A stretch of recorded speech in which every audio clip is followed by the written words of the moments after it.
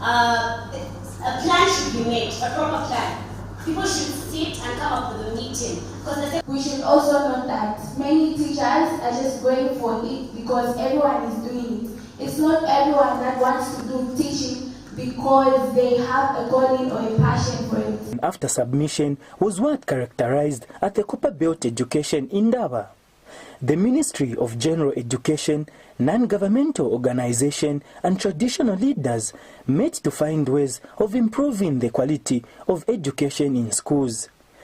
Teacher recruitment, deployment and retention, among others, were among the key issues raised. Is the Examinations Council of Zambia in your neighborhood? The answer is no. The school where this is happening, where the learners, the candidates are being helped, is in your neighborhood. The tuition centers, which are so notorious and known for providing tuition in live examination papers, are in our neighborhood. You know what I'm talking about. The teachers who are helping the learners are living in this community, working in this school where this is happening. Who should therefore be the first person to stop this? It is us as members of the community. So the question I want to ask now, Honorable Minister, is what shall we do in order to stop the examination leakages, stop the examination malpractices, for the purpose of protecting this qualification, which we have labored so much to enhance.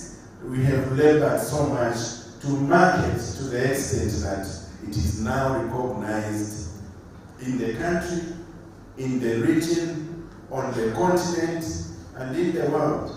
Ministry of General Education David Mabumba was part of the meeting. Into account what the various stakeholders in the Ministry of General Education are thinking on a number of thematic areas that my colleagues are going to be presenting to you very soon. If you look at the Ministry of General Education over time, there is so much investment that has been made into infrastructure. If you listen from what DC CHISULO was saying here, we've got a number of schools that are being constructed on the copperbelt. The schools that you see on the copperbelt, they are amongst the 115 secondary schools that are under construction. Here on the copperbelt, we'll be talking of a school in Chati, a school in Rwansobe, Masangano. You talk of a school in Mufulila. So we've got a number of schools amongst the 115 secondary schools that have been undergoing construction. Some of those schools, about 62, have been completed, but we still have got some of the schools which have not been completed. For him, it is the high number of school dropouts that he once addressed. But this is a problem that government is already addressing. What can we do to increase access at the secondary subsector? Because the school-going children who wants to transition into secondary schools, there are quite many, but we are limited by access. And this is why you hear, in terms of the statistics, that we have got about 800,000 school children who are out of school. Not because either they have failed, simply because in certain situations, we don't have sufficient access at the secondary subsector. So we need to think together, as Copperbelt, what is it that you are going to advise us on the basis of the presentation that is going to be made. Ndola District Commissioner George CHISULO gave a speech on behalf of the Minister for the Copperbelt.